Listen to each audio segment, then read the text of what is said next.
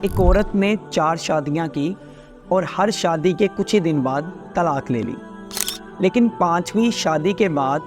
ایک لمبے عرصے تک عورت کو طلاق نہیں ہوئی۔ تو اس کی جو سہیلیاں تھیں، اس کی جو کزنس تھیں، ان کو بڑی حیرانگی ہوئی کہ نہ تو اس کی اب کوئی لڑائی ہوتی ہے، نہ ہی طلاق کی طرف کوئی معاملہ آیا۔ تو جب انہوں نے اس سے اس کی وجہ جاننے کی کوشش کی کہ تمہیں 4 دفعہ طلاق تو بڑی جلدی ہو گئی، ایسا کون سا مسٹر پرفیکٹ تم نے حاصل کر لیا کہ اب نہ تمہیں کوئی ناراضگی کا سامنا کرنا پڑتا ہے، نہ ہی طلاق تک بات آئی؟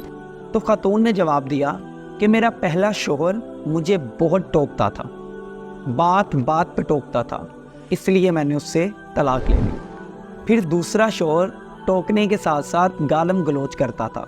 سو میں نے اس سے طلاق لے لی۔ پھر تیسری شادی ایسے سے ہوئی کہ جو ٹوکتا بھی تھا، گالم گلوچ بھی کرتا تھا اور ساتھ میں مجھے مارتا پیٹتا بھی تھا،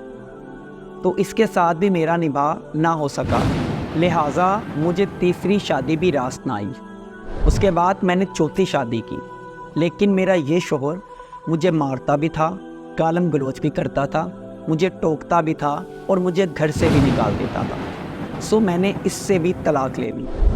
پھر گھر والوں نے میری 5ویں شادی کی اور میرا یہ شوہر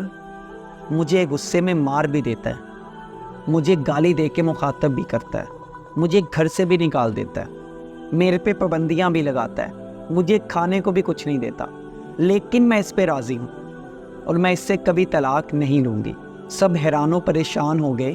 کہ تم اب طلاق کیوں نہیں لوگی، آخر ایسا کیا ہو گیا؟ تو خاتون نے جواب دیا کہ مجھے ان سب تجربوں سے معلوم ہوا